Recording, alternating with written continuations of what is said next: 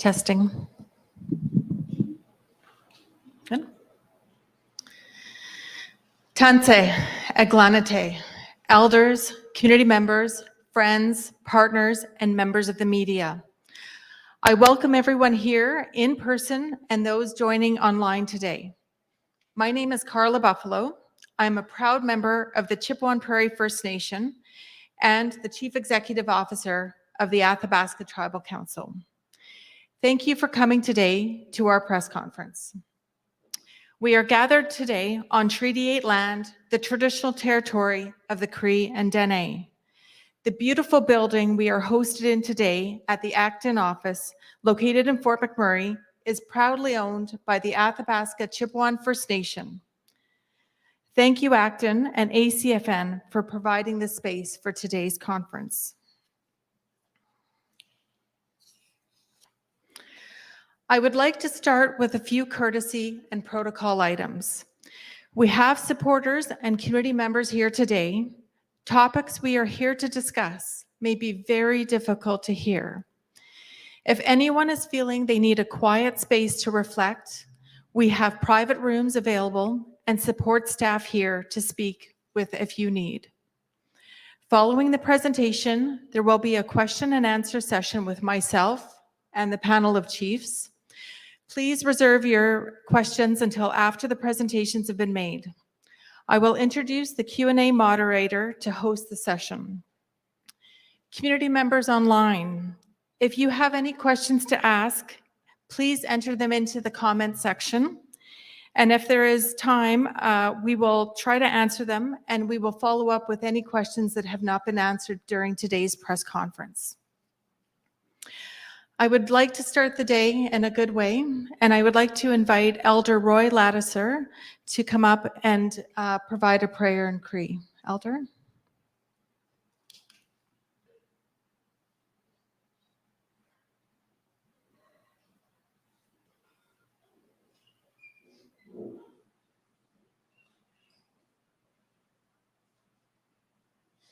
Anos komt na on do temak. Anos ki chika mo ta mamo pai hono ma.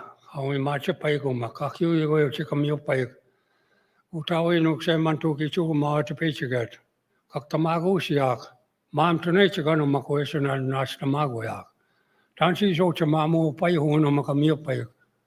Sagi tuan, sagi tuan, sagi tuan, sagi tuan. Ki go ma pix questa mag ko pix questa mag. Ko eso che kam yo pai. Tap toch ook zie ze ook mascotion om een op bij ook. Tep was gaan maar kitaski non kiwet nog ze. En als je ook zie ze kan naast komt nou moeten. Doet hij mak hij zie niet gaan. Pap maat zo'n om makakjo. Maar toen niet gaan. Kiteuma. Kichacha. Kakjo pero net die taxi gaan maar. Kisagit na on do temak. Kisagit na on moet aan ons kiezen gaan. Dat hem schat nou. Gauw je dat niet nou. Hey, goed hou je nog zijn man toe kiezen maar te beetje geen keer op ex bij mij. Keer ik op mag het was hem zeggen ons kiezen gaan moet maar moet bij horen om het hou je maatje bij. Dan zie je zo zeg te beetje geen om op maat zo'n. Man toen niet gaan. Je gewoon minoma ute cha que tomagan o que chuasam saco mak tomago son coisa se cambio pai como mamo pai honoma mamo kamaton ni so kamaton sagi ton coisa se pix kono makakyo yo makawi pix ka te goma ano si se ga maki at peche gen go tawino que tomagan o kakyo mo ta que chuasam saco ma mamo pia goma eso em natao ja, zijn mam toen niet gaan, na te wemen, na te wemen, na te wemen, na te wemen. En sto tomaten, maar ook tomaten en zo maar. Sagi toon, sagi toon, sagi toon, sagi toon. Hai, hai.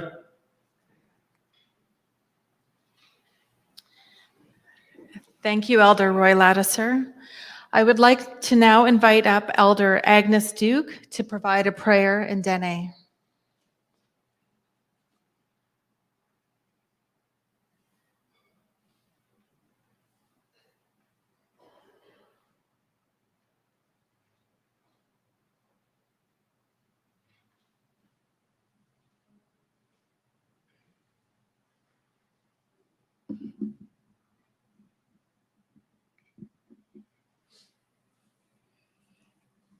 Sadarya Nabalasna.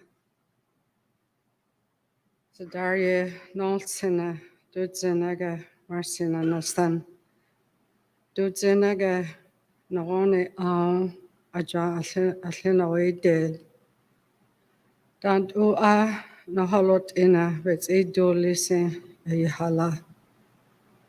Dudzinaga Aja Delt Ila Tanona Tanaralia. Nahananots Naholot in Bananots Noriske as Benina Zumbadal Chu Dant Ua Naholot in Nohanana it's Edioli Eha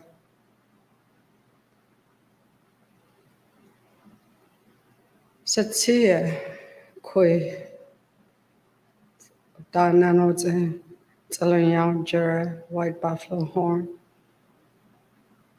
Dasi sa noya aze that ana cho. Asi hunagoze satsuna tsa. Dasi sa ha aze satsuna atan. Satsuna mani. Dudzina gane jida udasana nahal no halole. Marcina nastanu. Nuhnina edoril in tebak adorn shala. Ai hanot adawni. Hadrzalt na badarit yuna banil chu the barna banonil chu. Dudzinaga Marci Sadarie Martin Olsen.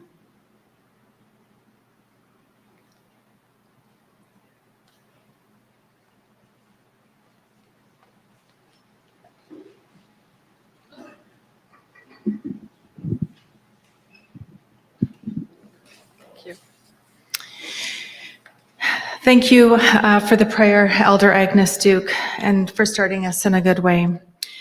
Now, for those that are unfamiliar with ATC and what we do, I'd like to explain a bit. ATC is an organization that provides essential services and advocacy for our First Nation members. The members of ATC include the Athabasca Chippewa First Nation, Chippewa Prairie First Nation, Fort McKay First Nation, Fort McMurray 468 First Nation, and the Mikisew Cree First Nation. Each nation is represented by its elected chief and council on our board of directors. All 5 of the First Nations ATC serves are part of Treaty 8 in Northern Alberta. Today, we refer to the 5 First Nations we serve as ATC First Nations for simplicity. Each First Nation is a sovereign nation, and ATC recognizes and respects each nation's governance. I am joined here today at this press conference by ATC's Board of Directors, ATC Board President and Chief Alan Adam of the Athabasca Chippewa First Nation. We also have Chief Vern Janvier of the Chippewa Prairie First Nation, Chief Neil Cheecham, Fort McMurray 468 First Nation, and we have Chief Billy Joe Tuckaroo of Mikisew Cree First Nation and Chief Raymond Powder of Fort McKay First Nation.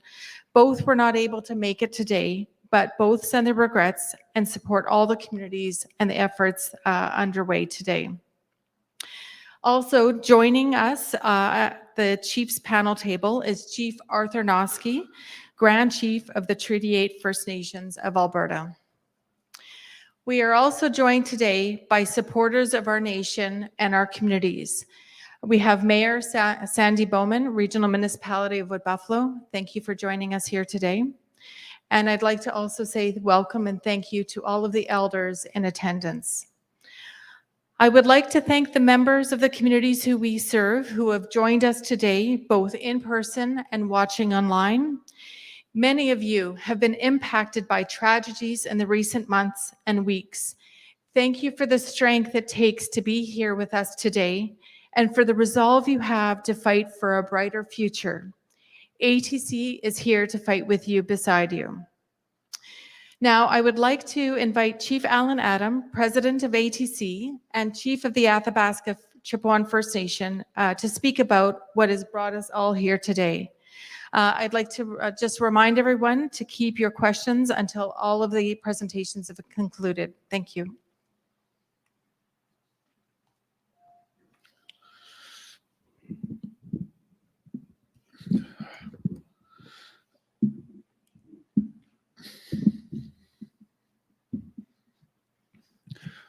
Good morning, everyone.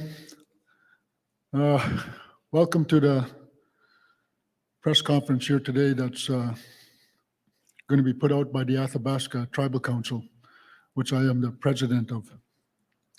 Today, I'm here to represent the Athabasca Tribal Council as the president of the board of directors. The Athabasca Tribal Council First Nations are in crisis.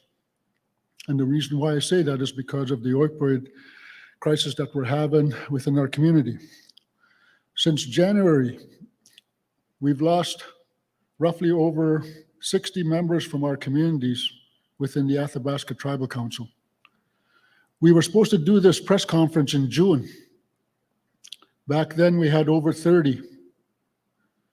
And over the summer months, we've lost more. I myself lost a brother and 2 nephews within the last 3 months. And it continues to happen. We just buried one 2 weeks ago in the community of Fort Chip. And I imagine Chief Vern also just buried one last week as well too. And the crisis continues on a weekly basis. It does not end. This is more death in the ATC First Nations than was reported as the result of COVID-19. In the pandemic alone, we probably lost maybe 2 or 3 people with the pandemic of COVID. 60 members alone, just by opioid crisis, is something different. Generations of unaddressed impacts of residential schools, traumas, and cultural oppression has created a long standing of mental health crisis and feeding the addictions. And these are the things that happen when there is no help available for anybody. When you have trauma that goes with you and you don't talk about it, and you have to feed it. And if you feed it, it all depends what you get out of it. The struggle was made worse by disasters with another flood, fires, pandemic, and now fires again. We are standing here today to tell our community members that we are taking action. We have created a task force made up of members appointed by each nation. Chief and councils are made up of community members, healthcare professionals, and other community supporters. Under the direction of ATC Board of Directors and the Chief and Councils, the task force will set out a strategy to provide immediate and long-term sustainable solutions. We have communicated this regional state of emergency with provincial, federal, and municipalities. We have met with Indigenous Service Canada to receive initial funding, but it is not enough. We've discussed collaboration and partnerships with multiple governments of Alberta ministries, including Indigenous relations, mental health and addictions, public safety and emergency service, and the Ministry of Senior, Community and Social Services. The RMWB Mayor Bowman is here to support us for our community. Thank you. We have connected with nations of elders and hosted Elders' Wisdoms Gathering. We are going to use their teachings to understand how to address the crisis using cultural ceremonies, language, healing, and land-based connections to living in a good way. We have initiated the steps to having multiple mobile outreaches support crisis teams who can respond 24/7 to provide immediate in-person assistance to those in crisis. We have been working with the RCMP and the Alberta Health Services to roll out the virtual opioid dependent program in Fort Chippewa.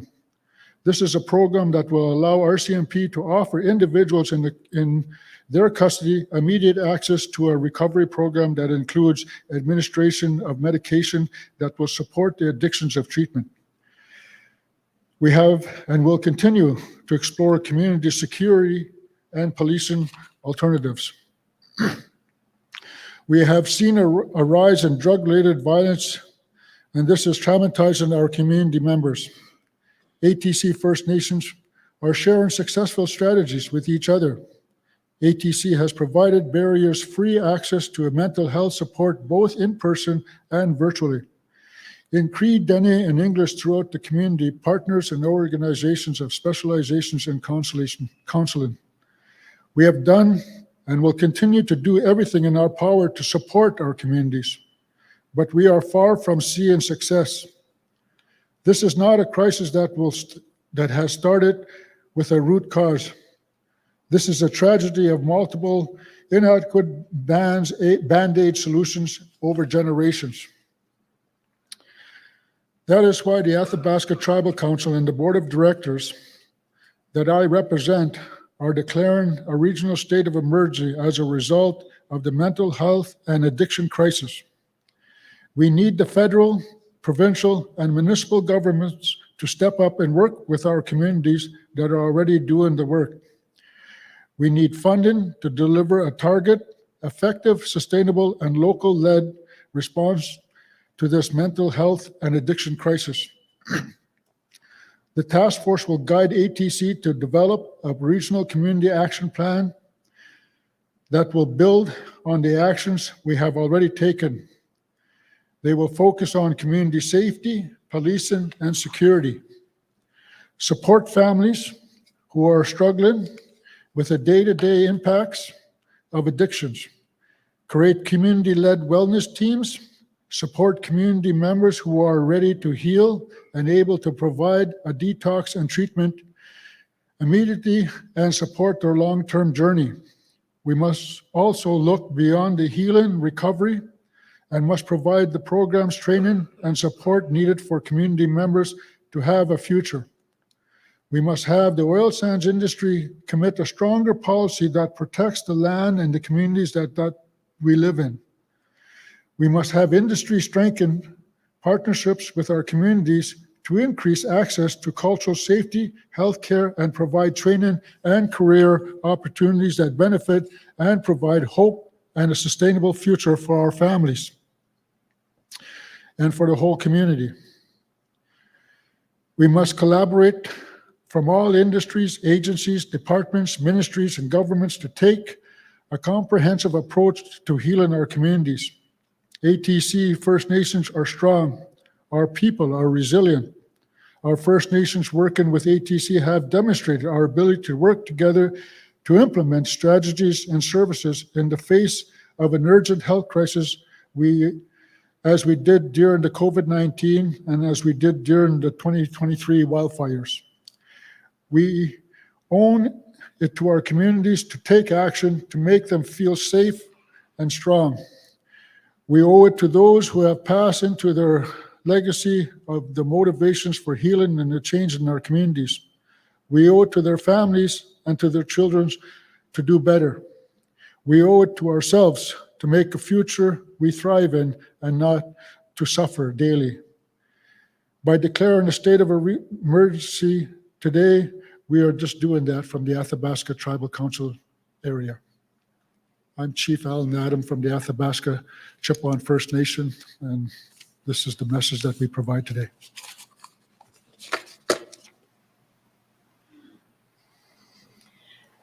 Thank you, Chief Adam, for those powerful words.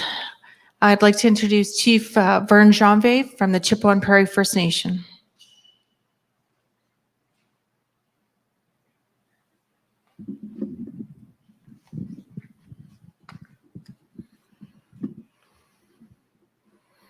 Mercy Cho.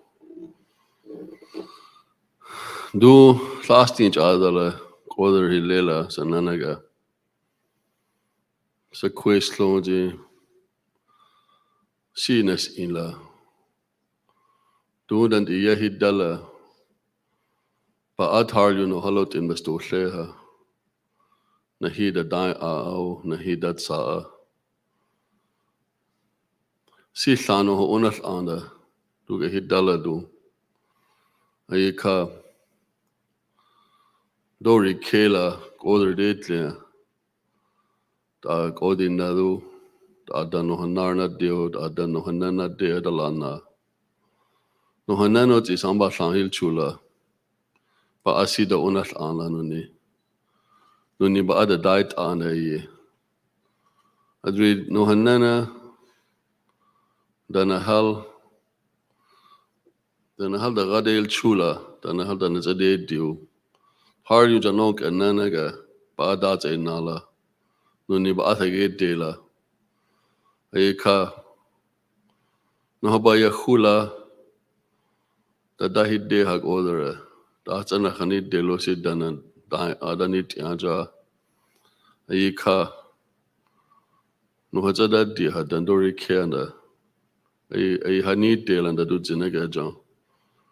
Hunt ilada tharlu nanaga basto shed harlu dana aja. Jana jaduk anet deo Canada obligatlad dana da dai anda. No new clean la holi tot ina di banana di kont anda.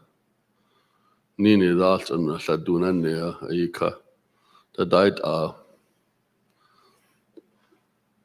Good morning. I'm Chief Vern Janvier. In my language, I said a few words that I've been chief for 17 years. But since a child, I've watched. My father was a chief. My grandfather was a chief. My friends were chiefs. My uncles were chiefs. And I was raised in a traditional way. I was raised on the trap line. I seen my father and my grandfather make money in many, many ways. But today, we live under this Indian Act. The Indian Act is an act that is a racist act. It was made to keep us under control.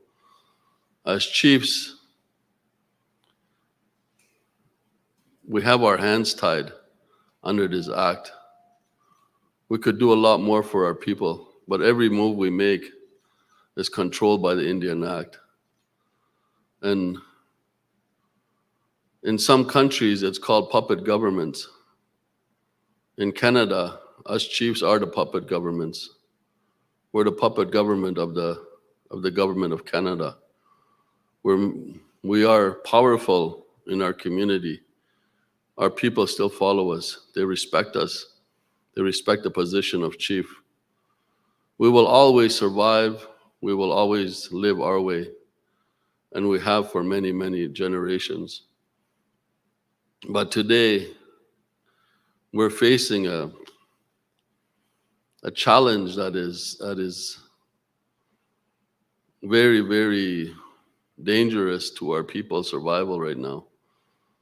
The challenge is of the drugs, of the alcohol, of the non-employment, of the racist system. That system is beating us today. We all live in the communities, and even the communities up north are having the same troubles. It's because the people feel the effect inside their spirit. Their spirits are dead. The reason our people do the drugs is because they're trying to keep their spirit alive. The reason they drink is because they keep the spirit alive. We as Indian people learn to live off the land everywhere we go. When you see homeless people on the street, it looks bad, but it's our traditional way of living in the land also. But yet, the system is killing us.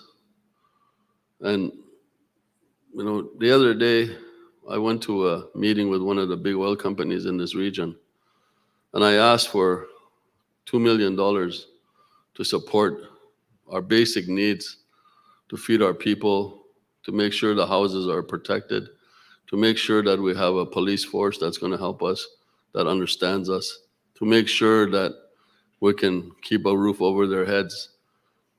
The level of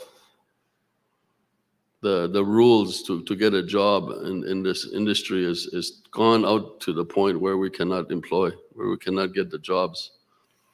And in that same sentence, when I asked that lady for that money, in her next presentation, she explained that their company had made $2 billion this quarter. That is only one company. These companies make billions of dollars in our land, the land that we have protected for many, many generations. Now we can't even go to work there. But for their shareholder, they say billions and billions of dollars they're making profits. But yet people are the people that have caretaken this land for generations are dying off like genocide. We've been put to genocide through the residential schools, through the child welfare system. They've been killing our spirit. They've been killing our system to try to wipe us out, to get rid of the Indian problem. That system has never died. That is alive today. Today, we have people that come across from the country, from the other people across the oceans, and they say, you Indians should be happy, at least you're not getting killed like they do in our country. But that's not acceptable for us because this is our country. This is where we live, and this is where we're born, and this is where we die. But all we're asking for is for some fairness so that we can support and look after our people while we go through these crises, while we go through this oppression. We're going to go through it for a long more time because the system exists, this racist system, and it will not die. That is why that we have come to this moment in time where all the leaders are at a point where they say we are in a state of declaration, the state of emergency, that our people are in need and we need to help them. You know, our young people are dying unnecessarily because they just can't take it. Their spirit is dead. And we can survive our own people. We do our own things in our communities. At home, we have a farm. We grow potatoes. We raise cattle. People still live off the land.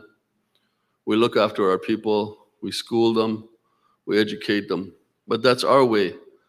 And we're perfectly okay doing it. But we need the help from the outside world, the industry, the governments, so that we can keep living our way. And for the ones that are fortunate enough to go out into the society and thrive, but we still need half of our generation to go stay in the bush, to live the old way, because we can never let that go. One day this earth will return back to that way, and we need to be prepared for that. That is why we don't lose that way ourselves, because we never will be able to live in this society when we run out of food, when we run out of money. So we are always prepared for that day. But today, our populations are growing, our people are growing, our nation members, just our nation alone, we have members across the ocean, we have members across Canada, across North America.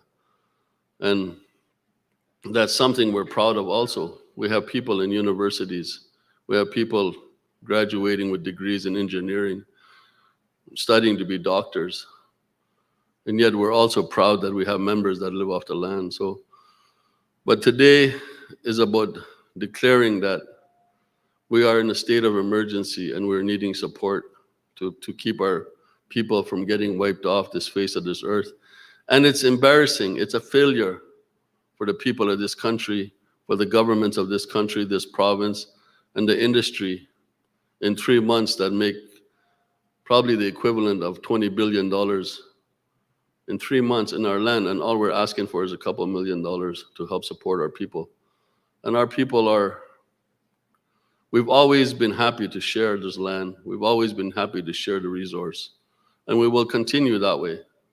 We will still suffer for everybody's pain because that's the way God put us. And I hope that today that, many people listen, our own people, that responsibility lies on everybody's hands to make sure that you don't see the next person suffer beside you. That is all our responsibility. So with that, thank you very much. Have a good day.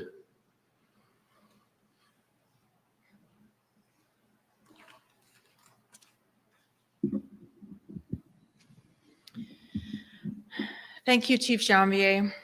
I'd like to just remind community members and members of the public that we have team members here today to support you. If you need a quiet space to reflect on anything that you've heard, I've got a number of my team members in the audience. Please feel free to reach out and connect with them, and we'll make sure that you have someone to support you. I would like to now introduce everyone to Grand Chief Arthur Noski, who is the Grand Chief of Treaty 8. As a well-respected former chief of Loon River First Nation and a known advocate for Indigenous rights, Chief Noski has worked diligently to bring unity among Treaty 8 nations. I would like to welcome Grand Chief Noski to the podium to bring a few words on behalf of Treaty 8.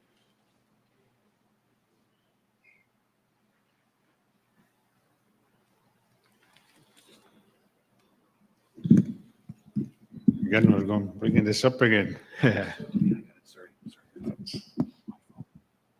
Thank you, Carla. Thank you, chiefs. And I know this is a hard place to be. And I just want to paint a little word picture for you. You know, you see the changing of the weather today. And, you know, you take a late drive or an early morning drive. You see the fog descending and ascending the more time you spend out there. We grew up in that environment as children off the land. And some places you have well-beaten paths of frequent travel. Some places, you know, the sensitive areas, there's trails that are overgrown. And when the fog descends upon that place, you do not recognize where you are. So we were taught as kids, don't go into the fog, don't run into the fog. Wait till it lifts. You wait till it lifts, and then you will find your way. You know, what's happening today is part of the ongoing mental health and addictions crisis taking place nationwide. While we recognize that this is a struggle faced by many, for Indigenous peoples, these mental health and addiction battles are a result of unhealed trauma from the colonization, the impact of the residential school system, and the suppression of cultural practices. The healthcare funding and support for our communities is managed differently than for the non-Indigenous Canadians. Our communities continue to struggle due to the lack of local, cultural, relevant, and safe resources.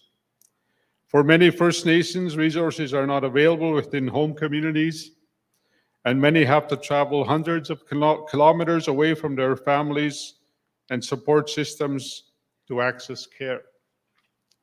I support the unity of the First Nations that this region shows through the Athabasca Tribal Council.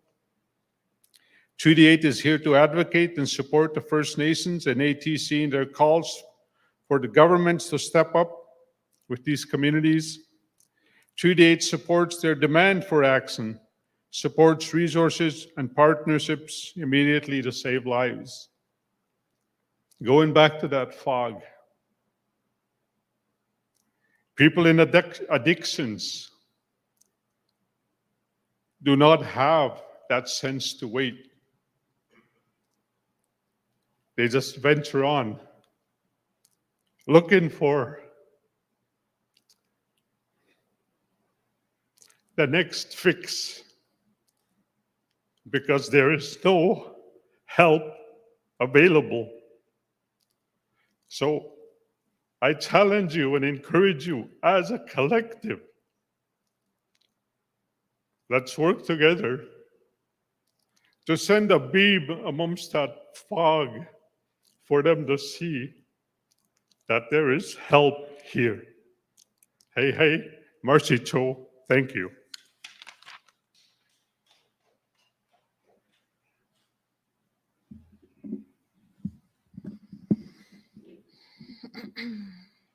Thank you, Grand Chief Noski, for those powerful words.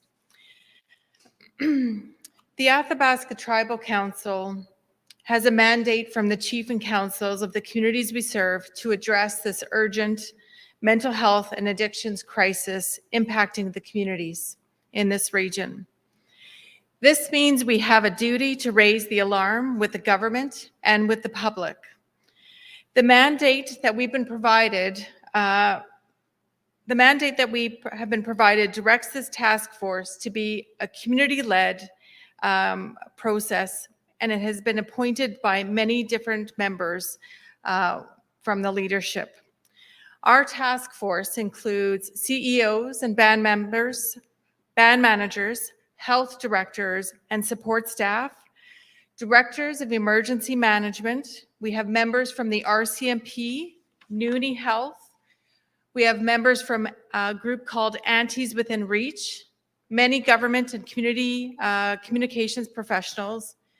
We have community-minded businesses such as Medica North, who are standing alongside with us, and representatives from the Missing and Murdered and Exploited Indigenous Peoples Task Force. This group of people have a significant challenge ahead. The trauma that our communities are facing were not created overnight.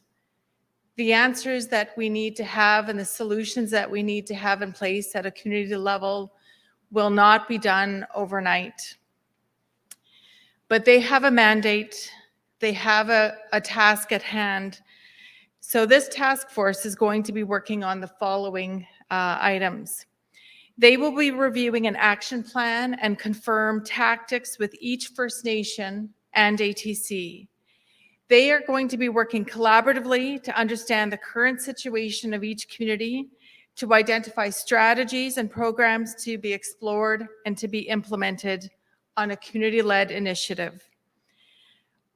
Our individual First Nations will be continuing to share the successes that they have, the approaches that they are taking that are right to serve their community members, and sharing those lessons with each other across the region. They also will be working with the leadership to keep them informed on the progress that the task force is taking, the feedback that they're hearing from community members, from elders, from our youth about what is working, what it is they need, what are the safe spaces that they need at a community level. ATC is determined to find solutions on this regional crisis. While the mental health and addictions crisis is one faced by communities across this country, the challenges are made worse by the challenges we face in the north. Our nation's remote locations with limited access to culturally safe, appropriate healthcare often makes healing that much harder. The history of Indigenous people in Canada is one of resilience in the face of overwhelming challenges and trauma. Trauma that has left Indigenous people vulnerable to mental health crises, often without the support they need to heal. As you've heard from the chiefs today, we're also seeing a significant rise in violence and illegal activities by people coming from outside our region and preying upon those experiencing crisis who are desperate for some relief. ATC First Nations are strong. Our people are resilient. We have faced crisis in our communities before, and we will again serve our community members facing the urgent health crisis as we did during COVID-19. We will be exploring every option possible to get the services that our First Nations of the region need to heal and thrive in their home communities. This crisis is real, and the ATC Chief and Councils have committed to take action and not wait for the government to respond. If there are initiatives that this task force deems immediately necessary to implement, ATC or our member nations have committed to fund them directly, and we will, as our communities cannot wait for a slow, bureaucratic response from the federal and provincial governments. It is time for change. It is time for action. We can no longer allow our communities to suffer in silence without the support they need to move forward and start their healing journey. I'd like to thank everyone today for listening to our panel, and I'd like to invite Colin up, who's going to now assist us in moderating any Q&As that we may have online or in the room. Colin?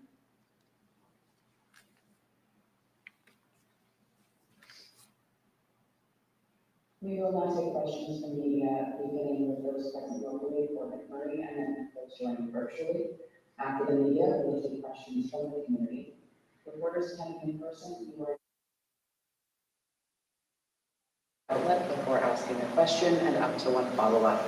As well, please identify your question if your question is to the full panel or to a specific person on the panel. Hey. Hey, so Vince McDermott, Fort McMurray today. I know it's been described that a lack of safe housing and healthcare and food security all feed each other and are also some of the many factors that feed into this addictions crisis. So I'm curious about the state of housing and food security in all of your communities today, especially after the pandemic.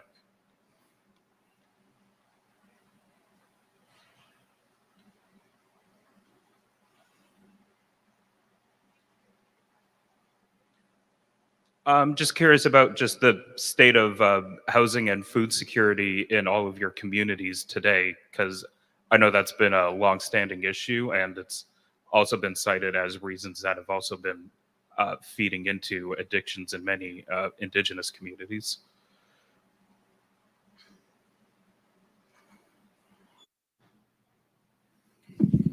Yeah,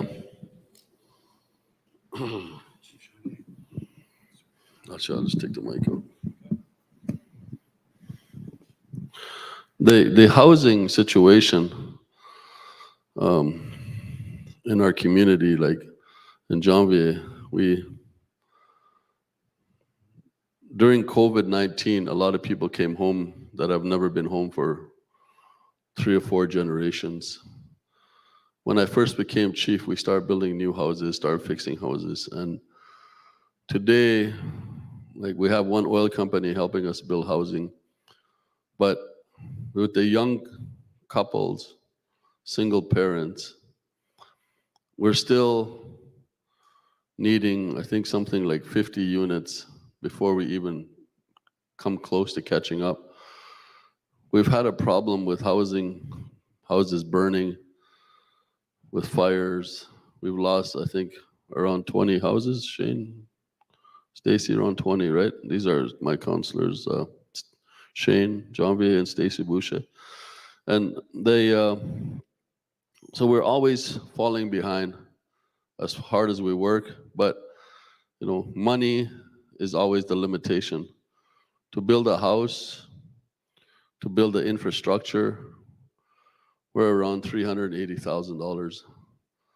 And Indian Affairs gives us 180? Yeah, $180,000 is what we get for our budget. So when you think about, we got 180,000 and we need 55 units. And each unit is costing 350. Do the math, right? It's hard to catch up. We have families that are growing. Every year we have kids that are born. So the further we fall behind all the time. No matter how hard we work, we have 3 or 4 crews fixing houses. We have 2 crews building houses. We have to find ways to fund that. We still do business, we still make money, but there's a lot of, I think a lot of misunderstanding is the difference between a community like Fort McMurray and a community on the reserve. There's a huge difference. The dependency system that's created by the act of the Indian, that has created a whole system in itself that we need to give people their own homes.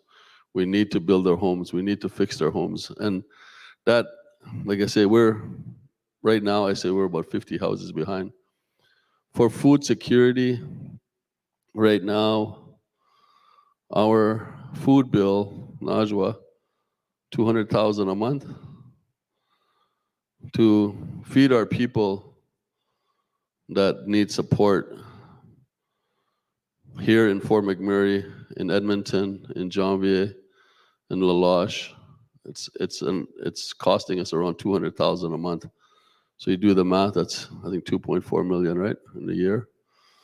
So when you do that, and the Indian Affairs money between the health and Indian Affairs, I think we're at about $5 million for all of our operation. So that is why it's so important that we get more support. But but as chief, my commitment is that every family has food, every family has shelter, every family has windows and doors, and their heat is on and their electricity is on. Every day we wake up with that headache. These guys share the headache. All the chiefs go through the same problem. And that's the state of the food security. We grow potatoes, corn, and onions. Last year, we harvested 240,000 pounds of potatoes. We donated 80,000 pounds through the region. My brother and I, just outside Walmart, in 2 days, we gave away 30,000 pounds of potatoes last year. And it took us only 7 hours total to give that away. So we know that people have food security issues all over. And with the cost of inflation, with the cost of everything going up, it's not only us that feel the pain. So, but that's kind of the answer I can give you, Mr. I'm also curious, how often do doctors and addiction support specialists visit your communities? We have a doctor that comes in once a week. Addiction specialists, what do we have? Once a week. We have people from Fort McMurray that come out, and they come to the health clinic. If you're willing to come get support, they're there once a week. Thank you.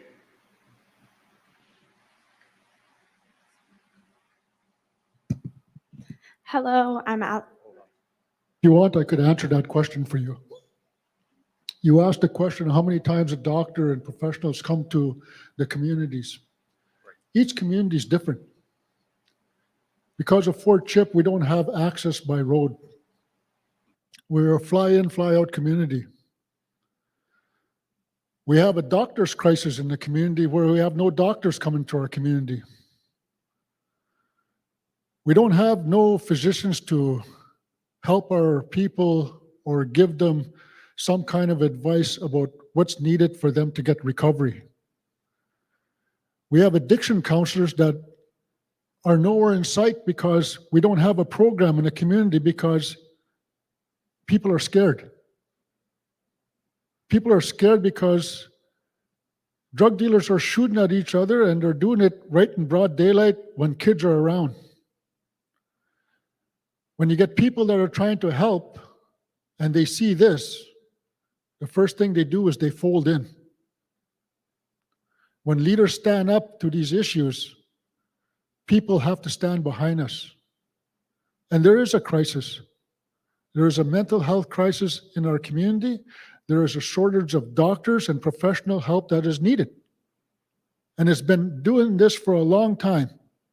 In our community alone, we've been suffering with the mental health and the crisis from medical services, probably for the last 10 years I've known as being the chief. And all of our health issues leading up to the pandemic of the drug crisis stems from the health issues that happen within the community.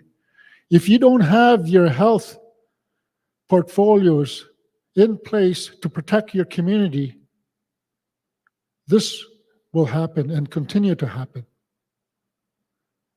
The Athabasca Tribal Council is not the only tribal council that is in crisis, but we are taking steps to be the leading force to see what we could do differently within the country that we call Canada and the province that we call Alberta that we live in. And we're going to take the necessary steps to make sure that our people are done and healed properly, because we know from our experience what it takes to help them. We just need the courage from industry, governments, and other agencies to help and assist us. If you cannot help and assist us, leave this area and do not come back. Because your bringing here brought all these pandemics and these crises to our area. If you cannot assist, leave. And that's my message.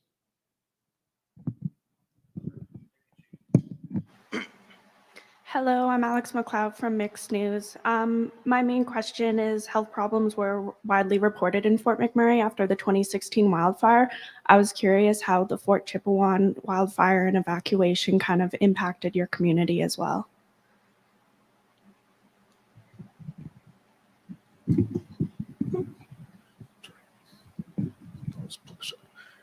You know, based on the experience from the 2016 wildfire here in Fort McMurray when everybody was evacuated, I just so happened to be on the plane that day when the fire broke out and took ravage over this community when everybody had to evacuate. My family as well got evacuated from this community, and I know the trauma that they went through. I had one kid, one of my daughters ended up in Lac La Biche. The other one ended up in Edmonton. We ended up in Fort Chip. When the fire broke out in Fort Chip over the summer when we were evacuated, people, and because of the experience what we went through here in Fort McMurray, we took action to protect our community. You got to remember one thing, guys my age that are around 50-something years old, we have experience in forest firefighting. That was one of our jobs. We are not in control of management of fires. There's a difference between fire control and fire management. Fire control is where people on the ground fight the fire. Fire management believes in the wind and the forces of Mother Nature that will carry the fire away, and that's what the government relies on today.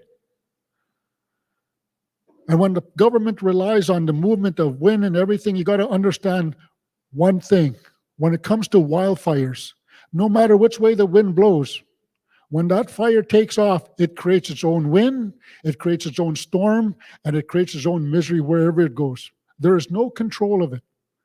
But when you are a man and you have to protect your community and you have no outside resources to protect your community, you have to stand firm with your community members and say, we are the ones that are going to protect our community. And we did that. We took a base of action because we knew the threat that if the fire came into our community, no government agencies will come to assist us to rebuild. Our community alone is probably worth over $1 billion. And when you look at the wildfires that went through the northern hemisphere, like the town of Enterprise, completely wiped out except 3 buildings standing. Could you imagine with the crisis that we're going through here today, if our community had burnt out? We would be more devastated. I would have to work in partnerships with Mayor Bowman, because already when the fire that was ravaging our community throughout the outskirts of everything, I was making preparations with plans to talk with Mayor Bowman if the worst case scenario, if anything happened to our community, how would we house our people that were evacuated? These are the kind of things as leaders we prepare for. We don't only prepare for the fire that's coming, we prepare for other things that are outstanding. And you can't leave nothing out. And that's why we stayed home and we prepared and we fire smarted our community. We cleaned out everything. We cleaned out the trees. We took everything, all the garbage and debris from every outside of the homes and everything. When the people came back home, some of them were mad because we cut down the trees and we cleared out the town. We had to do that to protect our community. Could you imagine with the force of the people to come together to protect our community now with the crisis that we have, like we did in the community of Fort Chip? And I'm going to say it this way. In the last 3 weeks since the crisis happened in the community of Fort Chip with the gun shooting and the truck burning and everything, we brought the RCMP into the community. We as the community stand firm, and we drove all the drug dealers out of our community today. They are running around in the Delta, in the bush, hiding from people. We know that for a fact because these are the reports that we get from the land users. So if you stand firm as a community and you're going to let a bunch of little thugs control your community, think again. When a community stands together, those thugs will run. And if the RCMP are going to help assist us, let's do it, and let's do it together. Because we, the people, know who's doing it.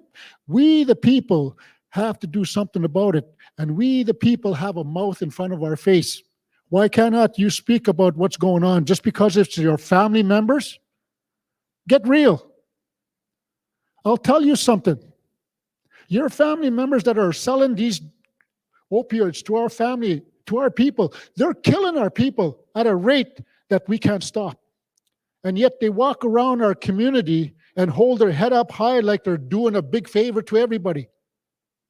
They're not. And these are our family members. And if we're going to run from our family members, think again. I'm not going to be scared of them. I'm not scared of anybody. I'm not scared of a wildfire. I'm not scared of death, if I have to put it that way, because ever since I became the chief of my nation, I said it straight out back then.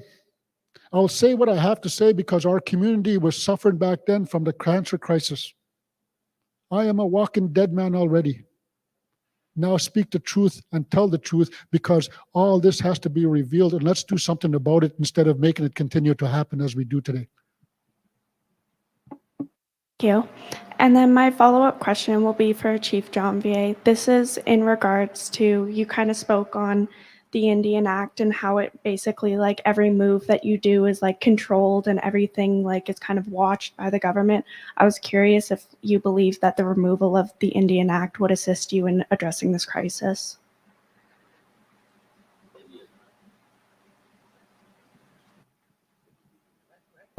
Hello. The understanding that everybody has to have, we made a treaty with the newcomers in this land, with the British government. That treaty, after it was made, the Indian Act was created. The Indian Act was created so that the government would look after us, but it's not. It's a tool of control. And everything that we do is under the Indian Act. It is an act that says basically we aren't human, that says we can't look after ourselves.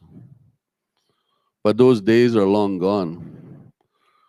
The way that Canada has to deal with the Indian, we have to wipe out the Indian Act, and then we have to go back to the treaty. The treaty has very simple ways of dealing with everything, and it talks about sharing. But the government and its whole system has to be changed. That is why the fear the government has of going back to the treaty to deal with us. The Grand Chief, I would really like the Grand Chief to speak to this matter, because he's dealt with it for a long, long time. And his father, and he has really more good words to describe, because he comes from a higher level of dealing with chiefs on a different level. Thank you, Chief Janvier.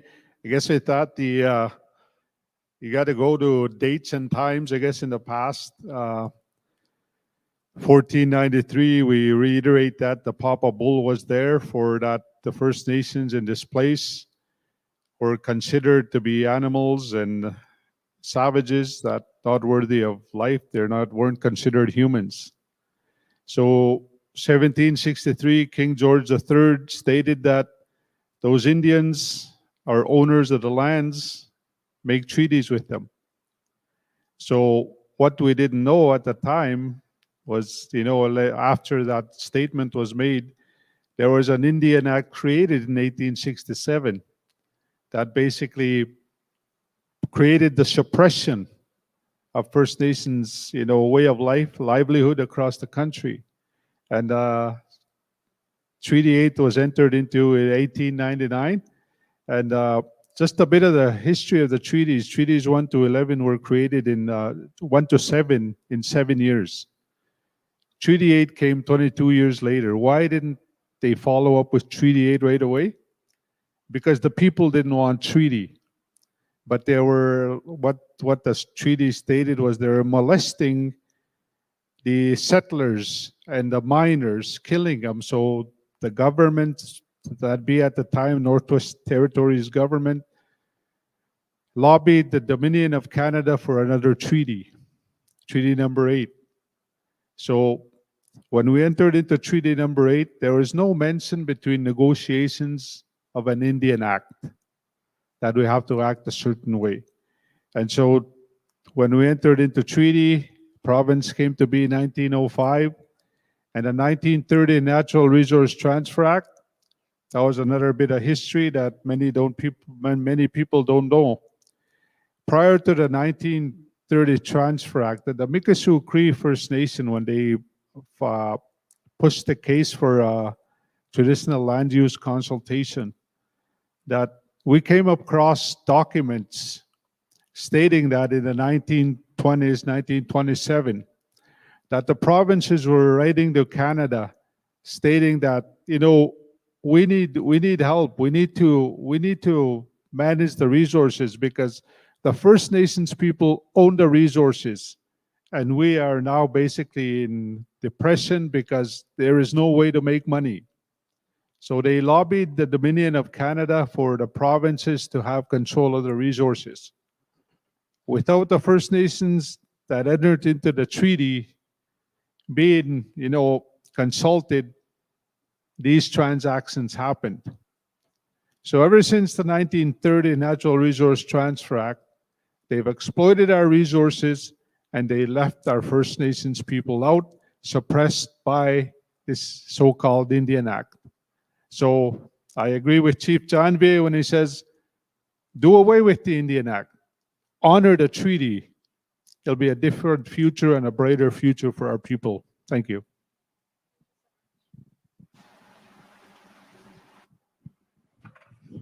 We will now take questions from media joining virtually for one question and one follow-up at a time. Please also identify if your question is to the whole panel or to a specific person on the panel. And we will begin with Amanda Smith from the voting room. Thanks for taking my question and thanks for having us today. I think my question is for Chief Adam. It was something that you had mentioned earlier. You said that there has been conversations with municipalities, the province, and federal government. Wondering if you can provide some additional details on how those conversations have gone and if there's any indication that additional funding will be provided by these governments. Based on our conversations, we just had a meeting yesterday with the provincial government, and we addressed the issues that we're having, and slowly we're bringing in other agents to help and assist with what's going on in our communities. And we're also letting the officials know of the need of what's going on. And it's encouraging to hear that the government of Alberta is actually looking towards the Athabasca Tribal Council for remedies of how to assist with the opioid crisis that's going on in Alberta. So we have an opportunity here to do something right. We have an opportunity to correct the problem that was created in the past, because all of Alberta and of Canada is watching us. Like many times before, as my reign as the chief for the last 16 years, I've seen the regional wood buffalo come together in strength and numbers with the Athabasca tribal leaders, that we could do this. This is within our grasp, that we could grab it and hold on to it and say, let's squeeze it out. I know that for a fact. I'm a firm believer. And I believe in the people. And I know for a fact that they're crying for help. And when help comes, they will take it and they will run with it. That's why I'm asking for the agencies to help and assist us. And we could overcome this problem together, not as individuals.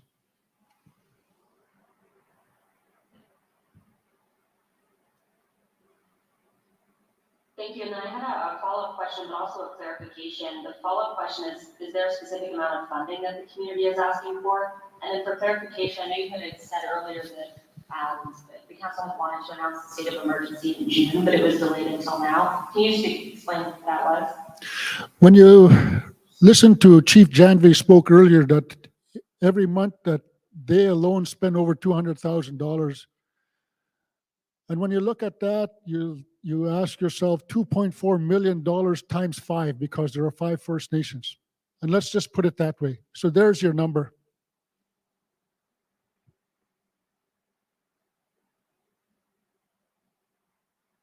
Next to Sarah Ryan from Global News. Please go ahead. Hi, thank you so much for taking the time to speak to us today. First, a bit of a follow-up maybe to Alana's question. I'm just hoping you can explain a little bit about, exactly how much money you're looking for from each level of government and what things that money would buy in particular. Thus far, I think the Athabasca Tribal Council received over $100,000. From Indigenous Services Canada, but also another 1.2 for mobile health crisis. 1.2 million. So far, since we've raised this issue, we probably raised $1.3 million. And that's not enough. That's just tip of the iceberg.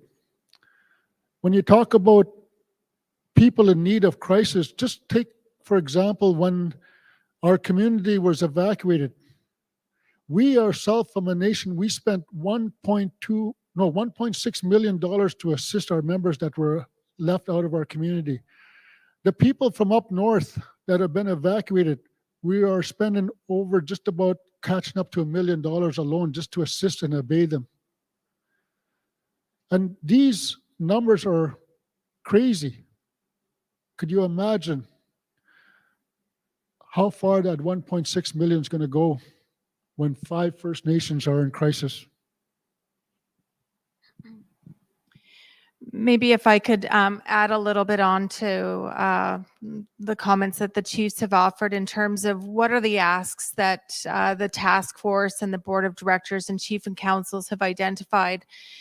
So the mandate really focuses on a number of different areas which need to continue to be worked on and built out over time. But because we are dealing with many of our communities that are struggling with such deep levels of addiction and mental health issues, we need in our region timely access to detox and treatment centers. Right now within Alberta, to send someone to detox and then off to treatment, it often is a cost of upwards of $50,000 per individual. Often when people are seeking treatment, it takes many attempts for that person to get into a space that they're able to stay on a path to wellness. A lot of those times, and almost every one of those times, our members have to leave this region. They have to often leave Alberta to be able to access treatment and detox services. And that is not something that we want to continue. Our people have had to leave their homes to attend residential school. When they want to heal, they want to be home in their home communities. And so we would like to have partnerships with the government of Alberta and with Canada to ensure that we have access to detox and treatment centers here in our region. We also know that many of the different treatment centers that are being committed to with Alberta right now, there is no source available to us that has the Dene and Cree cultural teachings and practices that we need built into recovery. And so that is another aspect that we're looking in terms of a partnership and commitment to. The other areas that we really want to focus on from a First Nation perspective is that a person can work towards getting clean through treatment, but that's only one step. Really, the major focus for our communities is that there needs to be a safe space in our First Nation communities where people can return to, that they can be supported in to be able to continue their healing path, whether that's through counseling, working with elders, working on the land and living in our traditional ways, that our youth have the ability to participate in sports activities, that they have ways of living in a good way that keep their mind clear, keep them active, keep them positive. And so a lot of those pre and post treatment supports need to be available in our communities. Each one of our First Nations have traditional territory where they practice these activities on the land. We need additional resources to continue to build that infrastructure, to hire our people so that we can continue to pass on the language, land practices, and knowledge that our elders have held for generations. All of these come at a cost, and all of these need to be done at each community level as well as an opportunity here in Fort McMurray. I think one of the other areas that we've talked about is we are often in crisis. And so when we are in crisis in our communities, we need to be able to support each other with people that can listen in culturally relevant and respectful ways. We need our elders to be able to be supported to support our people in ceremony, in practice, in the ways that we know really resonate with our land users or people that have lived off the land for generations. And so having those mobile health crisis units that can go out and really just sit with people and listen and allow them to speak and to be heard and to be validated. Those are the types of things that we need available in our region, and they cost. I think I heard statistics around a psychologist is something like $250 an hour. If you think about what we need in terms of elders being recognized, our counselors being recognized at that same level so that we can have those resources at a community level, it adds up. We've also heard from Chief Janvier about the need to ensure basic needs are covered. For anyone who has ever experienced addictions within your family, you know addictions do not just affect the person who is dealing with alcohol, drugs. It affects an entire family. And often that family is struggling to meet basic needs on a day-to-day level. The job that these chiefs and councils have to support their communities to ensure that children are not left without, that they continue to get the support that they need to be fed, to be housed, to get an education, to be able to go to their sports programs. These are the things that they ensure are happening within their communities at their own cost. And they will continue to provide those supports, but we are looking for partners. We are looking for government to stand beside us and to commit to long-term sustainable funding so that we can work with community to ensure that there's a path forward. Thank you.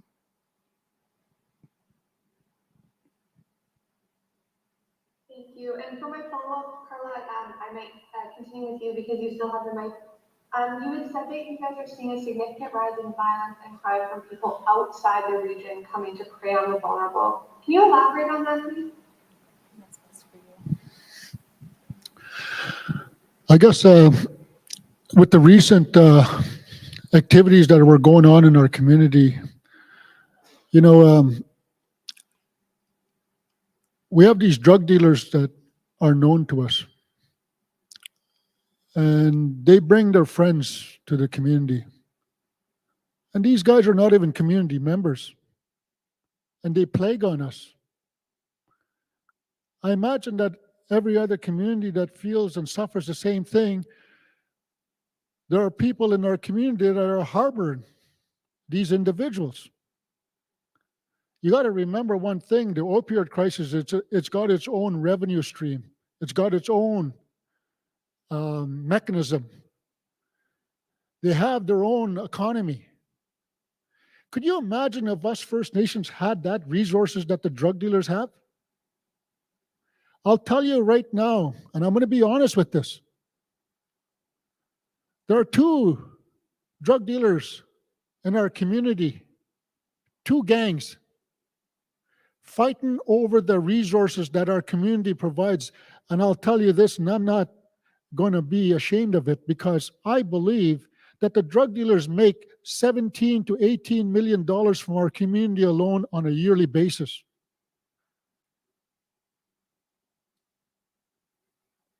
I wish our First Nations could make that much money. So this way we would have a better understanding how we could combat these things. And we allow this to happen because people don't say nothing. We as leaders, we're busy all the time. If I seen a drug transaction in front of me, I will phone the RCMP and deal with it that way. But most people look and turn a blind eye and walk away and say, as long as it doesn't affect my family, I'm okay with it. But that's not the case now, because we're all affected by it. Every one of us. And the violence has to stop. And like I said earlier, when they were shooting guns in the community, setting vehicles on fire and still doing what they did, and when we clamped down, the community members were not running anymore. It was the drug dealers that ran. One of the guys went back to Saddle Lake. I know where all these guys are. I know where they went because I'm being told these things. 4 of them are running around in the Delta right now scared because of the community folks. They don't want to get shot at. All the things that they plagued on us, now we push back. And when we push back, where do they go? They put their tail between their legs and they run because they are scared now. All the things they did to our community, now the community is taking back action. And we're not going to stand for this. When I went home the other day, I was told that there is no opioid in the community. The people that were on it are having a crisis of their own because of detox. Could you imagine them going through these things because of what we're doing as leaders to protect our community? There are groups of people in the community that are suffering today because their urge that they want something to fix their problem. And we as First Nations leaders, we can't fix that problem for them. We can't go up to them and say, here, this is for your problems here today. But we have help, and there is help out there. And we know that this could be dealt with in a way that's going to help everybody. You know, and I feel sorry for the people that sell it to our people in the community. Because if that's your only means of resource for financial security, I can't imagine what you go through every night when you go to sleep, ruining the lives of many people and ruining the lives of many kids and taking the money that we're supposed to provide to feed our kids. And I'll tell you this, we as grandparents, we continue to provide for our grandchildren because we know what's going on out there. And we see it. And if it's going to be left in the hands of our young people today that are between 20 and 40 years old, in 10 years, 20 years, we'll be more of a dire crisis than we are today. So just understand that. What was predicted 20 years ago is in full force today. In order to turn back the time, we have to look back what happened then to correct it. And believe me, with all the information that we have, Chief Vernon, myself, and Chief Neil came into it. We know what has to be done within our community because we see it all the time. We hear it all the time. We hear it from everybody. I myself go and talk to a user. I myself go talk to the drug dealers. I myself talk to the drug dealers that were shooting the community up and try to tell them to smarten up because we don't need this in our community. That's what a leader does. And that's what a leader should do. Don't be scared of these drug dealers. Meet them head on and talk to them. Because if we don't, then we are part of the problem.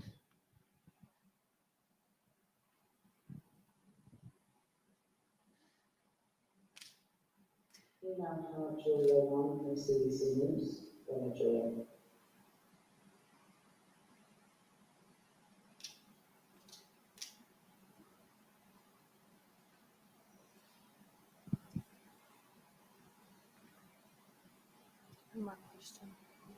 Julia, we're not hearing you. Can you try again?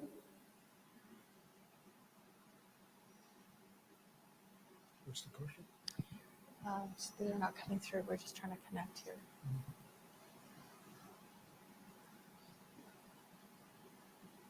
It appears we're not getting Julia Wong from CBC News. We will now move to questions from the community and closing remarks in Fort McMurray, and return to Julia if we're able to get her going.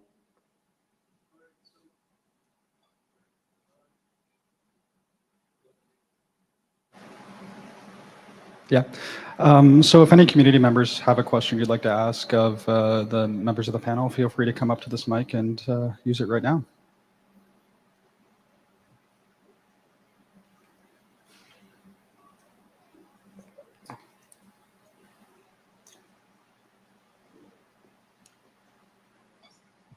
I have a question from one of our social media outlets. This is from Sarah Auger. Will your task force be considering harm reduction measures such as safe supply? I lost my son, a Mikisew citizen, to fentanyl poisoning last December. I wish I had been more knowledgeable about what supports exist and can exist based on evidence-asked practices. I would have approached my son's drug use and what he needed differently. Maybe he would still be alive today.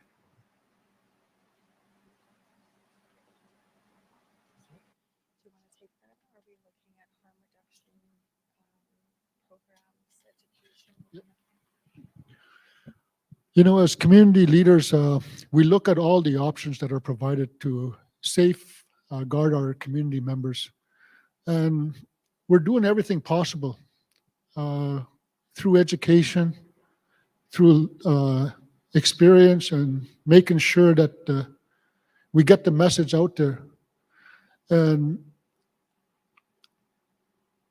it's hard to talk about an issue that we as chiefs shouldn't be dealing with.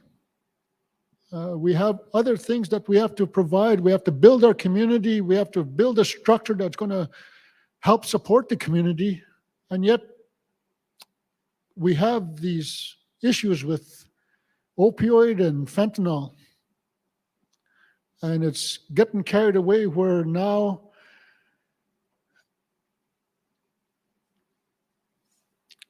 I am very worried about the fact because I see things. I see the people that are on it downtown. Many of you see it as well. They're doing things that are harming themselves. And yet we, as people, we can't even approach them because we don't even know what kind of harm they're going to do to us. You see them flopping over, staggering. No conscience in their mind. I don't believe that the opioids that are out there with the cocaine and whatever, those things alone will not kill the people that the way it's killing them today because of the mixture that it's being cooked with the fentanyl and everything. These are the crises that we're having. The coke that was probably back in the day, from what I experienced talking throughout other people, I myself never used it. But just by the fact about them using it from the past and today is worse because they're mixing it and they're enhancing it. And when the people say somebody went through an OD, you want to know something? All the users run to that drug because they're looking for that high. I know that for a fact because my nephew, the one that passed away just back in July, I was told that he OD'd probably about 60 times. And every time he OD'd, his friends would call the ambulance and they'll give him what they call, what's that thing called? For that shot. Naloxone, whatever, and stuff like that. And when he came through, he got mad at one of his friends and said, "Do not give me that because it ruins my high." His friend had to take a video of him when he OD'd just to show him what he had to go through to watch him do this, and he had no choice to give him that shot. Only then he realized what was going on. But unfortunately, he didn't take it to heart because he himself passed away this summer. So those are the kind of crises that we have in our community.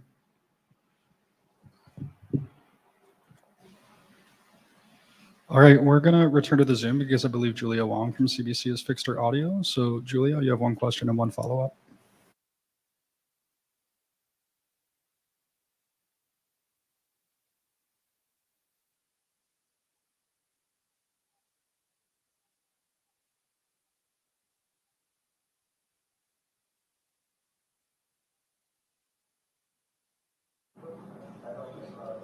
What's the specific amount of funding that we're asking for and what has been offered?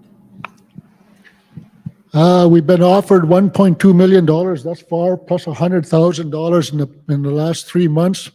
Our ask for our help here in this region probably is going to stem probably about $20 million.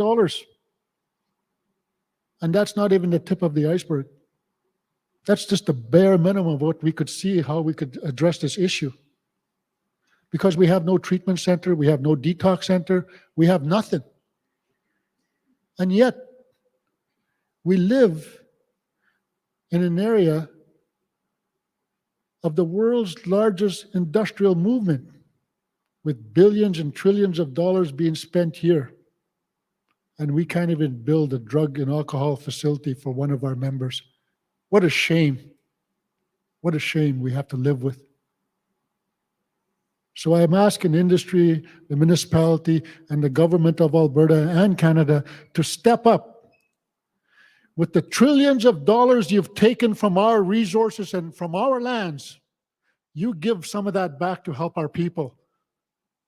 And like I said earlier, if not, get out of here.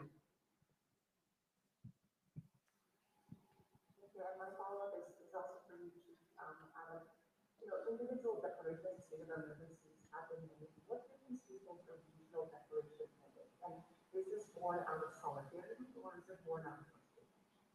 We said individual declarations of emergency been declared elsewhere, but we're taking a regional approach. Why are we doing it? Is it focusing unity and what is the benefit?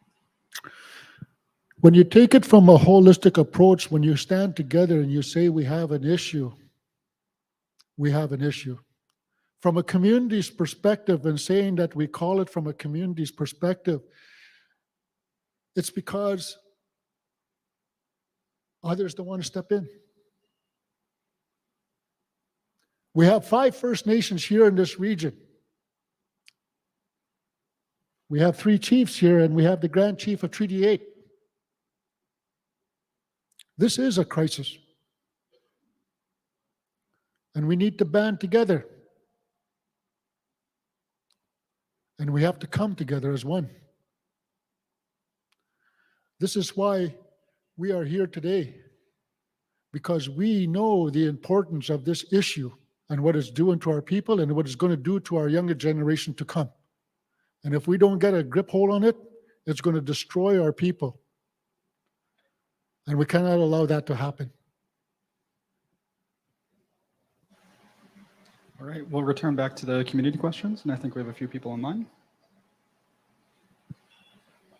Lanate, Dunsey, Stephanie Harper, Fort McKay First Nation, as an advocate for the country, as an advocate for home region here, doing this work for 11 years and, being here.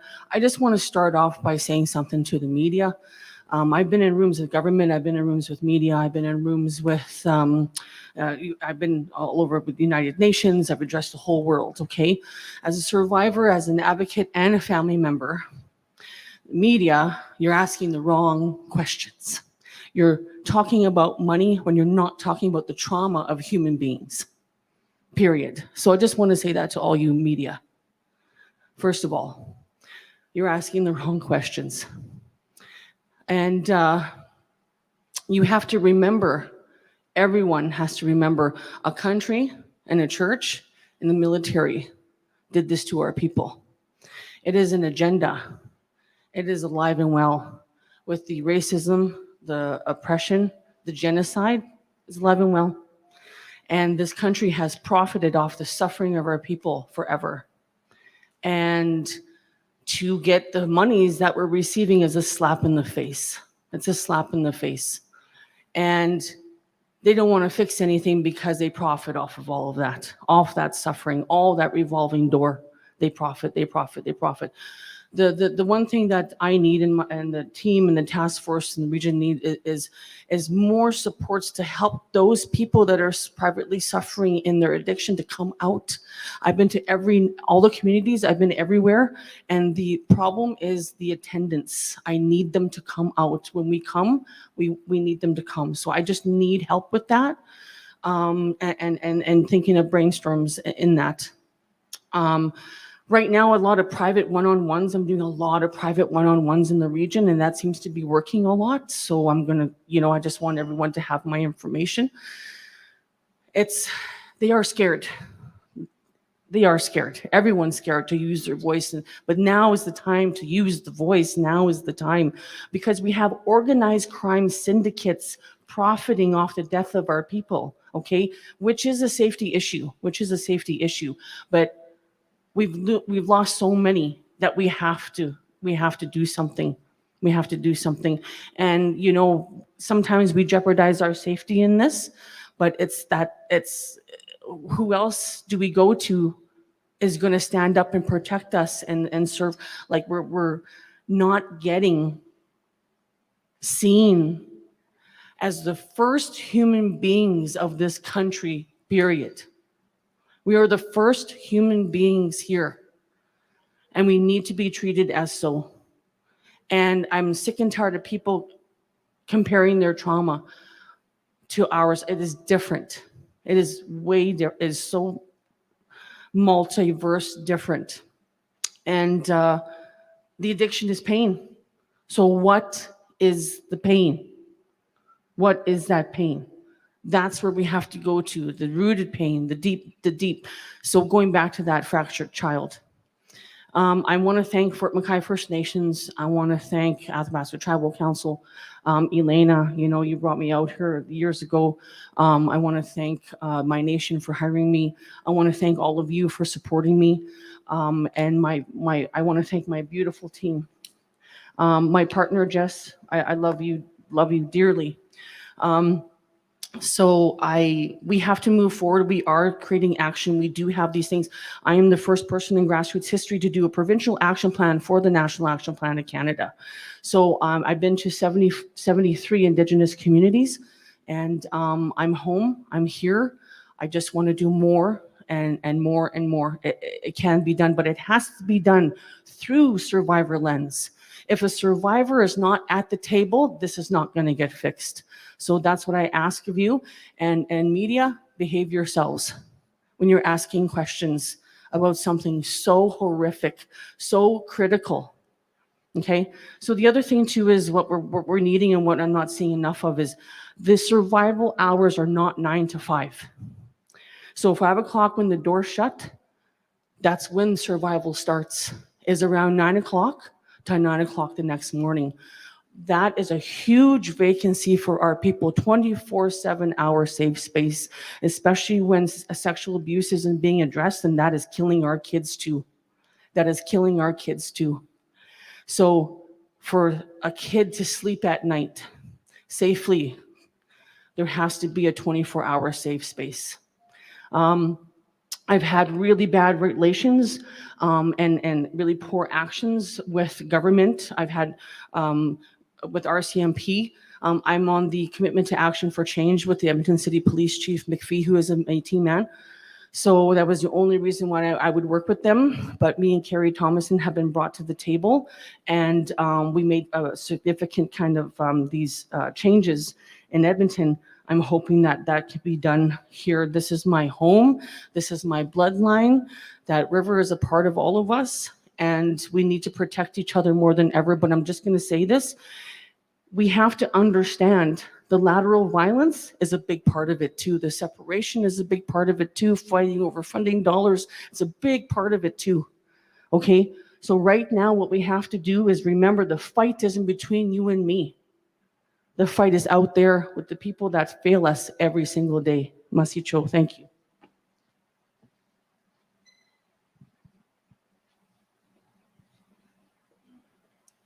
I have another question from Facebook. How are you going to address the need of qualified health professionals to address addictions and withdrawal symptoms? Then mental health and having places for our Indigenous people to heal in a good way will take place. I think when it comes to that issue, you got to remember one thing from a community's perspective. A lot of community members don't like talking to community professional help. The reason for that is because they say they go and talk about us when they're not working anymore. They go talk to other people about our lives. And we don't want that to happen. Now we're stuck as a community trying to find help outside of our community. And we can't even do that. And when we bring them in, they say to us, oh, no, they're not good enough. We want something better. I'll tell you this. The best professional help you could get when you're in crisis is from our own community members. Because if they took the initiative to step up, to take that position to help, obviously, they've taken that position not to say anything, to protect the value of the person's identity and dignity. Because as a chief, we hold a lot of information within ourselves about a lot of people within our community. We don't go out and talk about what we see in our community and tell the people everything. We hold those in. If you trust us as leaders, as chief, to do that, why can't you trust some of our community members that are out there trying to help our community? And talk to them and relate to them about what's going on within your family. Because it's our own family people and it's our own community people that are going to help resolve this issue. And you cannot look at them and say, oh, he's just a blabbermouth. He's going to tell everybody. I don't need help there. I know that for a fact. Because I could read you some of my text messages that I have received in the last 4 days. And some of them relate to that issue. I will not go and talk to the community professional help because they like to elaborate and talk about us outside of their office. And that has to stop. And we have to build community trust through our health organizations and through the professionals that we offer, that they are there to help and protect our community, not there and talk about them behind their back because of the crisis that they have within their own living quarters.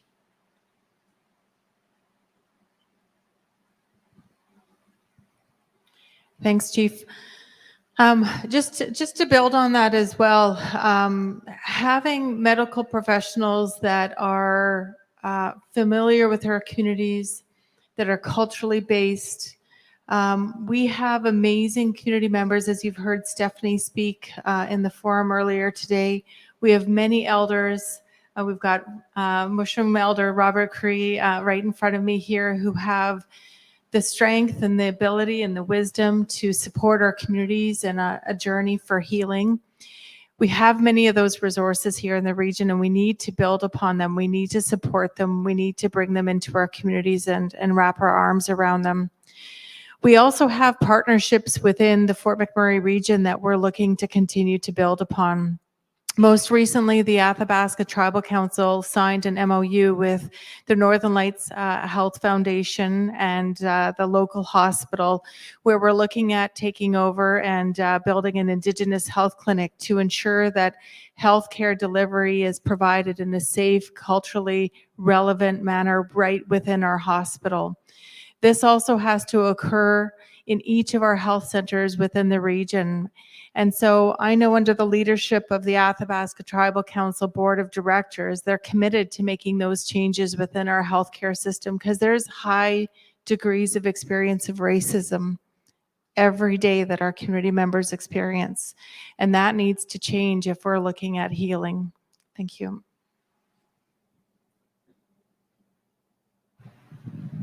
Thank you very much.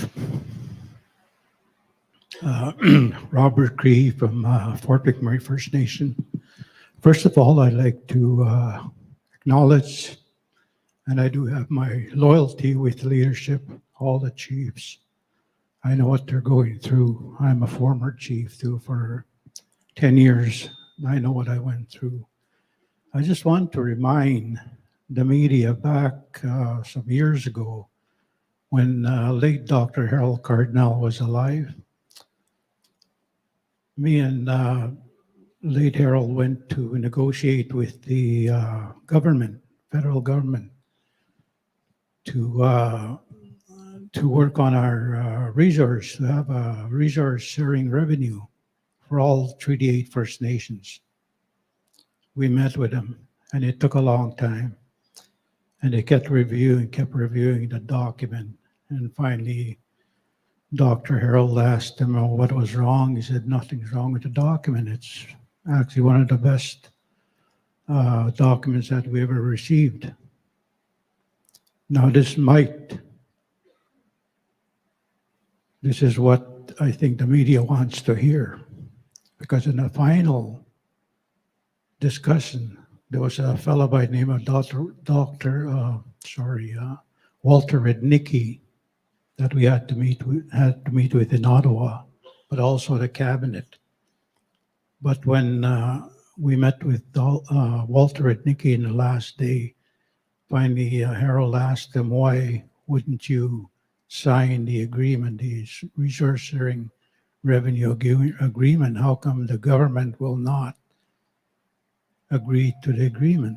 They said, because the first thing you're going to do, he said, first of all, he said, you're going to get not billions of dollars, but you're going to get trillions of dollars by the government, by Canada. And what you're going to do is you're going to go and get your own army, and you're going to come and bomb our government building. You're going to bomb all the provincial legislature buildings. And then you guys are going to take over the whole governance system in Canada. That's what you're going to do. That's why they won't sign an agreement with you. They're scared of us. There's no trust, But yet at the same time, they're reaping all our resources from our lands, from our treaty territory. And what they use is every time you hear resource revenue from the news, they talk about oil. They don't talk about gas or gold or silver or trees or water. It goes on and on and on. I mean, there's multi-billion dollars of money that's being accessed from our traditional lands. That's what's happening, you know? The amount of money that they take from the oil is not enough to supersede the rest of the resources that they're taking off the land. The other thing that I wanted to mention also is that there's always been an agreement between the province and the federal government. There's such a thing called resource revenue agreement that's given to the province in the millions of dollars, billions of dollars. That resource transfer dollars is supposed to be used on our behalf as First Nations in this province. That's to utilize our hospitals, schools, whatever. That's where that emergency dollars should be coming from to help out the First Nations in this region. What the hell is going on with the governments? What is happening with the governments? You've forgotten us for many, many years. Wake up. It's time to listen to the leadership. Time to listen to our people.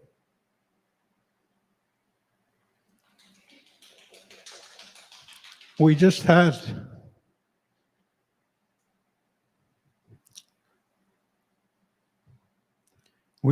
a young lady that passed on because of opioid drugs. We had a wake last night in our community. It's not easy. These communities are suffering. Our reserve, as small as it is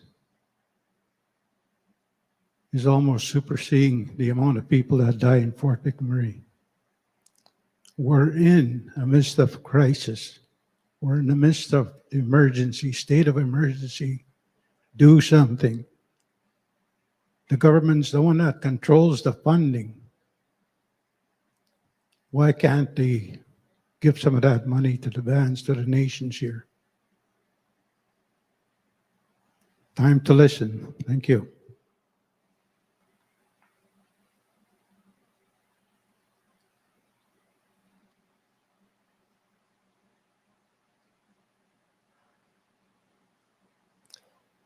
All right. Well, thank you, everyone. I think that this brings us to the close of our news conference.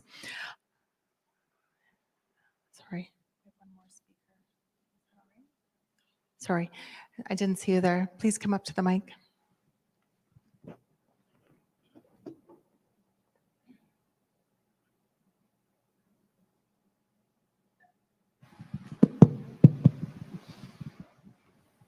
Good morning, everyone. Good morning, chiefs. Good morning. Welcome to the media, the public, the people. I'd like to thank Stephanie Harp for all the work that she's doing on behalf of people who are experiencing the lives that they must experience in order to deal with the trauma that they have endured. What a critical moment in time. And I specifically am thanking you, Stephanie, because her words are why I'm standing here. She said, we need to have a survivor speak. I'm a survivor. I'll tell you who I am. My name is Shirley. I am the daughter of Rita. Rita is the daughter of Annie. Annie is the daughter of Colombe. And that's as far back in history as I can go. Colombe's husband signed Treaty 8 as the chief of the Athabasca Chippewan First Nation. And that is who I am descendant of. I have children and I have grandchildren.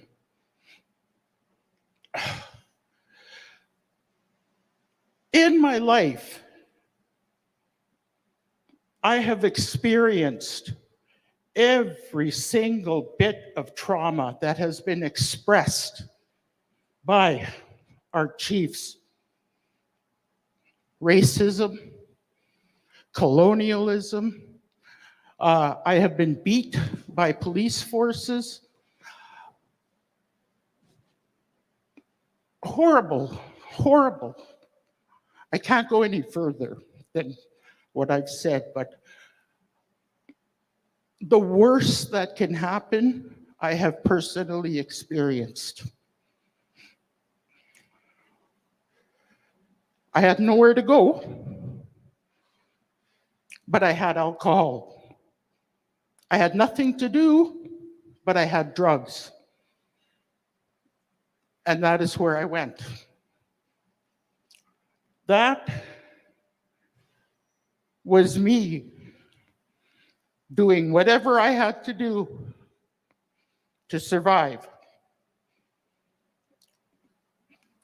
Needless to say, it led me to the streets. These streets here in Fort McMurray. And occasionally, I would go to Edmonton or to Calgary, or I even once went to East Hastings. Crazy. But yeah, these are what I had to do to survive. I understand now that it was a certain death, a slow death, but a certain death. And the worst, at the worst point in my personal history, I was alone. Truly, truly, truly, emotionally, culturally, every which way alone. I had cut myself off from my family because I thought that was the best thing to do. I did not want my family to see me suffering. I had not talked to my children for years. I had a 5-year-old granddaughter whose name I was not sure because I had cut myself off from my family, because that, I thought, was the best way to protect them. One day I was standing outside the casino here. Now, you have to understand, I honestly believe, I don't know, for whatever reason, we end up in certain situations, certain things, and there's a purpose. And although we may not understand that purpose at that time, ultimately there is a purpose. For me, I was in Edmonton. My mom brought me to Edmonton just before I was supposed to go into the residential school system. I was so looking forward to it. I was looking in that window and at those rows of beds. And I was like, yeah, I'm going to go there. She took me and brought me to Edmonton. So I thought, well, that's most unfair. In Edmonton, I experienced degrees of racism, open and blatant racism directed to a child. And it was acceptable amongst everyone. That was, even at that young age, I had already experienced trauma that you would not believe, purely as a result of the residential schooling system, which was purely as a result of genocide, which was purely as a result of government and entities collaborating to kill us. Us. Each one of these men, through their words, has brought forward thoughts that I've run through my head. Anyway, back to this child, right? So I was experiencing all this racism. I threw myself into my books. That was my escape. I went back to Fort Chip, and I was 13 years old, and the school system was and still is years behind. And so my schoolmates thought I was really smart. I wasn't. Well, I don't know. They just thought I was. So years and years later, I'm standing outside the casino, and I'm at the lowest point in my life. I hadn't talked to my children in years. I literally lived on the streets year-round, and I am telling you this, I did not have a tent when there was in excess of 60 tents up and down this river that people lived in. I didn't have a tent.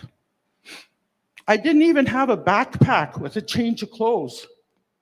Everything that I owned was what I wore. Anything that I ate was what was given to me. And that was where I was. But at that point in time, this community was prospering so well that I had never dressed nicer. Unbelievably so. People were giving $60 t-shirts and $100 jeans to Salvation Army, where I could go once a week to get a change of clothes, and so I looked good. You wouldn't think I was homeless,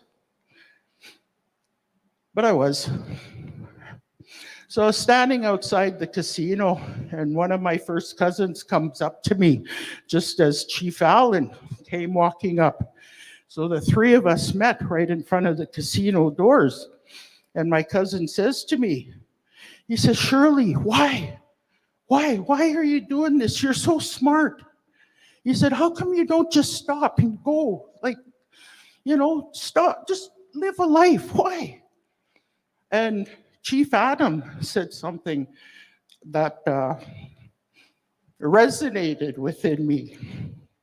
He said, and you have to remember, I had already been out for years, and I had no one or nothing. And he said to me, I won't say my cousin's name, he said, right here, right now, this is where we are. You're standing there, Shirley's standing there, I'm here. We are here, right now. We each had different paths that brought us here, but this is where we are. And that resonated with me, because we do all have different paths, but we are here now. And there is so many different ways that brought us here. And we need to collectively gather, because it is true. We are in a crisis. We are losing people every day for every single reason imaginable. I hear people talking about resources. In my mind, I don't know where my mind came up with this, but I see two resources. And that's our children and our time.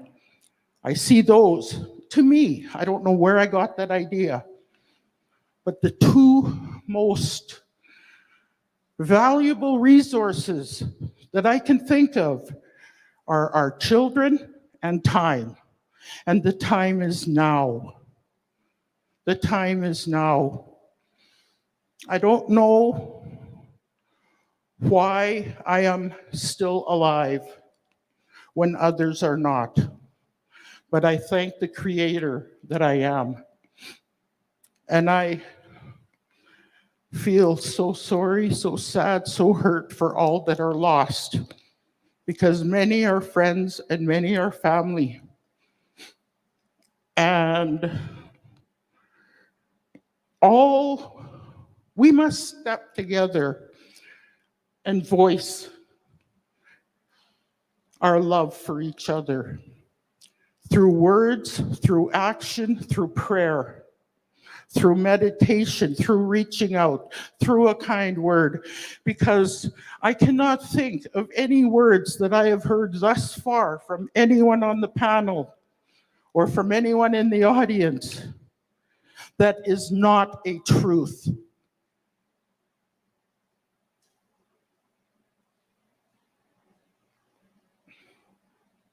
Let's do it for our families, our friends. Let's do it for those who cannot do it for themselves. And just as a side note, yes, I was on the streets. Yes, I was homeless. But I now have my family back. I'm employed. I'm a productive member of society. It is possible to change your life. No, save your applause, your energy, your concern, and everything else for everyone that needs the help coming in. I'm here. I want to be with you. And I thank you, Stephanie, for inviting me up.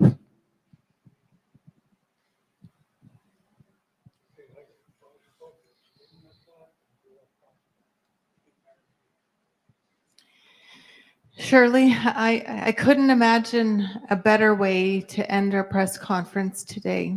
I really want to say thank you for coming up and to sharing your story, because your story is so familiar to every one of our community members. We have community members who are struggling. We have community members that have dealt with racism. They're living on the street. They're facing addiction. They want a different life. And I'm really proud of you. There is a reason why you're here today. And there's a reason why our chiefs are declaring a regional state of emergency, because they want that hope, that future to be known, that there is another side to all of this addiction and trauma that our communities are dealing with. This didn't happen overnight. For many years, for many generations, colonization, residential schools have taught us to not love ourselves, to not be proud, to put who we are as deep down and far away as possible. And that's no longer where we're going to stay.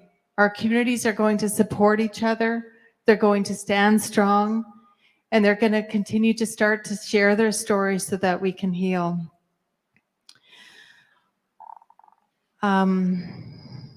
I think that brings us to a close today for our news conference. It's not the end. It is really just the beginning.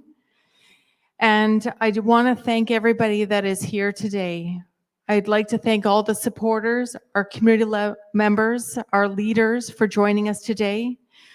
We are no strangers to the disaster and crisis that our region is facing.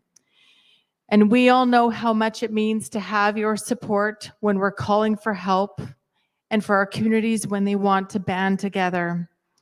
I'd like to say thank you to Grand Chief Noski and Mayor Bowman for attending, to showing their support today and by meeting with ATC. To the community members, to the elders,